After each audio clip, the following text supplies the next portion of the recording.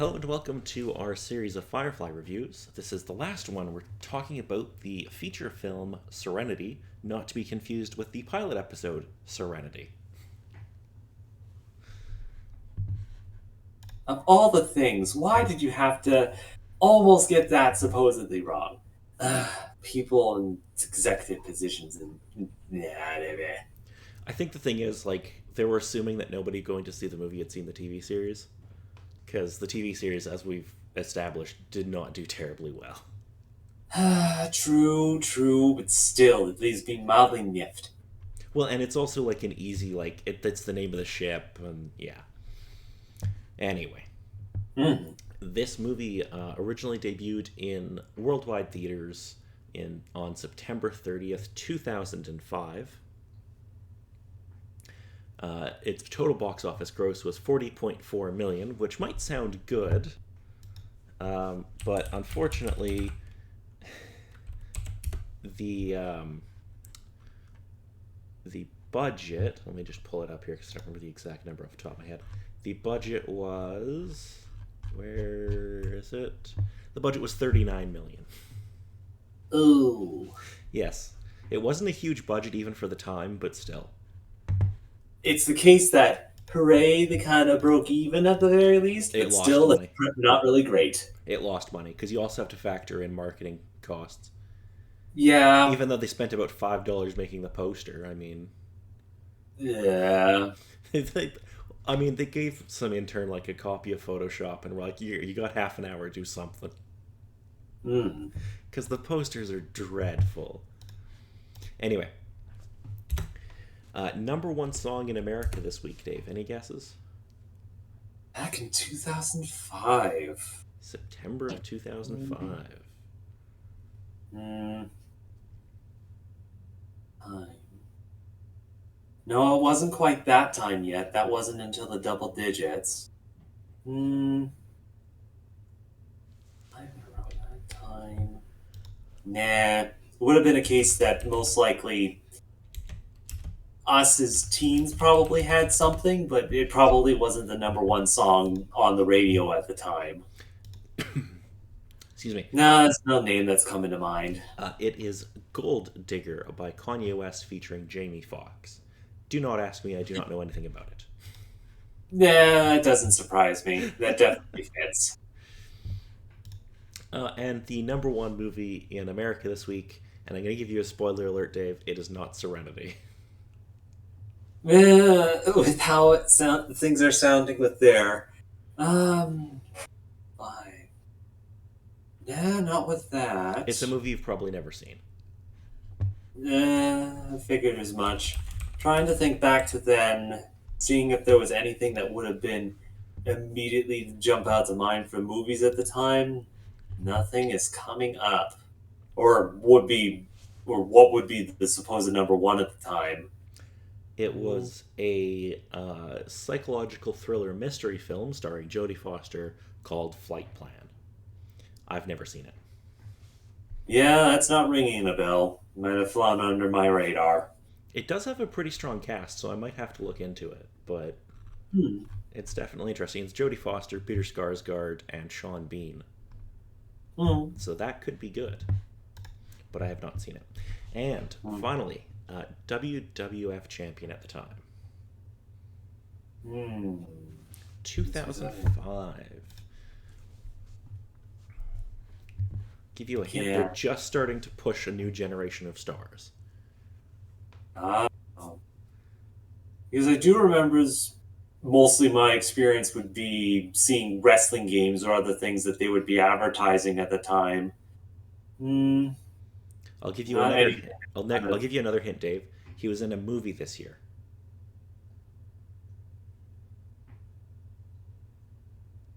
I'm just gonna take the stab in the dark and say if it was just The Rock. Oh, you're so close. I'm gonna give this one to you. He was in The Suicide Squad. That's a little bit more recent, but I'm guessing it's John Cena, I believe it was. You are correct. Ah, okay. Yes. Alrighty. So now for the plot. The movie starts in the 26th century. Humanity has colonized a new solar system after we destroyed our planet. Hey, this movie's a documentary. Hmm. The central planets formed the Alliance and won a war against the outer planet Independence, who resisted joining the Alliance. River Tam is conditioned by Alliance scientists into becoming a psychic and an assassin, but is soon rescued by her brother, Dr. Simon Tam. During her training, River inadvertently read the minds of several top government officials and learned their secrets. Consequently, an Alliance agent known only as the Operative is tasked with recapturing her. And apparently, the scientists running these tests are really freaking dumb because, like, hey, we're turning this person into a psychic. Let's bring major people from, like, Parliament in to have the gander. It'll be interesting. It's not like we don't have any sort of protective measures that can keep this psychic from reading the minds of people. We have a sheet of glass. Yeah, that'll do it. Okay. The siblings have found refuge aboard the transport spaceship Serenity with Captain Mal Reynolds, first mate Zoe Washburn, pilot Hoban Washburn, mercenary Jane Cobb, and mechanic Kaylee Fry. Despite Simon's objections, Mal brings River on a bank robbery. River warns them that savage and cannibalistic reavers are coming. They escape, but Simon decides he and River will leave Serenity at the next port. Once there, however, a subliminal message in a television commercial causes River to attack numerous bar patrons. And Mal takes the siblings back aboard the ship. The crew contacts the reclusive hacker Mr. Universe, who discovers the message designed to trigger River's mental conditioning.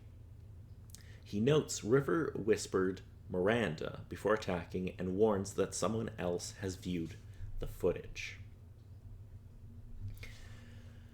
Mal receives an invitation from Inara. Realizing it is a trap, Mal goes to confront the operative, who promises to let him go if he hands over River. Mal barely escapes. Miranda is discovered to be a planet located beyond a region of space swarming with reavers. The crew flies to the planet Haven, but find it devastated and their friend Shepherd Book mortally wounded. The operative promises to kill anyone who assists him until he gets River. Mal has the crew disguise Serenity as a reaver ship, and they travel to Miranda undetected. They find its 30 million colonists dead, and a recording explains that an experimental chemical to suppress aggression has been added to Miranda's atmosphere. The population became so docile that they stopped performing all activities of daily living and died. A small portion of them had the opposite reaction and became insanely aggressive and violent. The Alliance had created the Reavers, and this was the secret in River's subconscious. Mr. Universe agrees to broadcast the recording. However, the operative kills him and prepares an ambush. Knowing this, the crew provoke the Reaver fleet into chasing them towards the Alliance armada. The Reavers and Alliance battle while Bosch pilots Serenity through the crossfire. He crash lands near the broadcast tower before being fatally impaled by a Reaver spear. The crew take a last stand against the Reavers to buy Mal time to broadcast the recording. The crew retreats behind a set of blast doors that fail to close properly. Simon is shot, and River dives through the doors to throw back Simon's medical kit and close the doors before the Reavers drag her away. At the transmitter, Mal fights the operative, finally subduing him and forcing him to watch as the recording is broadcast. Mal returns to the crew. The blast doors open to reveal that River has killed all the Reavers. The operative orders the Alliance troops to stand down. The operative provides medical aid and resources to repair Serenity. He tells Mal the broadcast has weakened the Alliance government, but while he will try to convince the Parliament that River and Simon are no longer threats, he warns that they may continue their pursuit in retaliation for getting the word out. Serenity takes off with River as Mal's new pilot. So, what did you think of this little film? On the whole, with just all the particular stuff that they had within the film, it definitely works. With expanding a little bit with the Alliance, the experiments that they went on with River, as well as with other particular work, and inadvertently creating Reavers and adding that sort of part to the story. There were also the other couple kind of hitches that sort of irked me with specific characters having different development or different sort of reactions in certain cases from what I expected their reaction would be. Um, Such a and then just what sort of seeing where the story sort of headed off.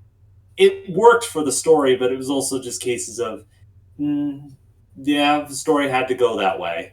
who do you figure acted out of character?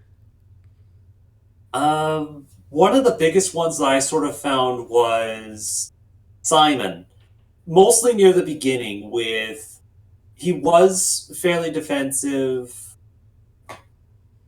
It just sort of seemed a little bit. I think it was mostly just sort of the reaction of him rescuing River in the way that he did, uh, with all the particular uh, stuff that he kind of had on hand. Okay.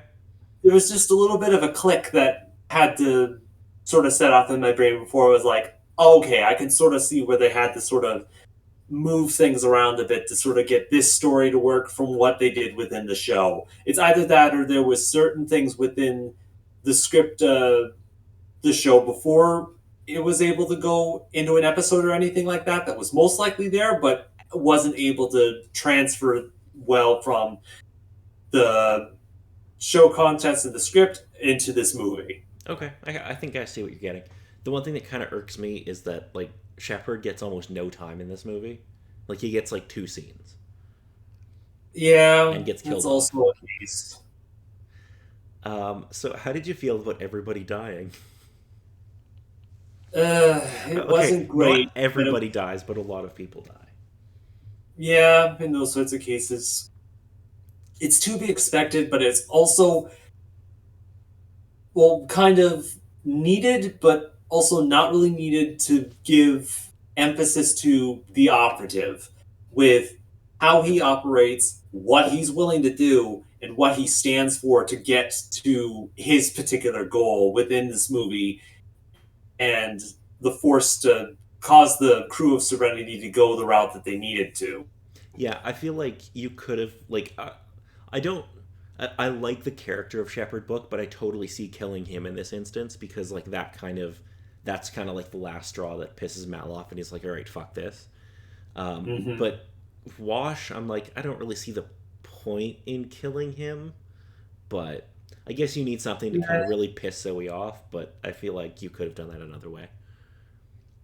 I'm sure of that, but I think it's also the case of it's Reavers. No matter what, it's going to be one of those big sort of cases of if we really want this to be a stable enemy within the case of them being wild, crazy, bloodthirsty in any sort of way, you have to throw that element of random of this. And one of those particular elements is most likely someone on the cast is going to die from Reavers. Yeah, I mean that's fair. And how do you feel about River taking down like an entire horde of Reavers single handedly? Well, Reaver kind of also went through an entire bar, beating the ever loving shit out of people, took out just about everyone on the cruise ship to get to the information that she needed.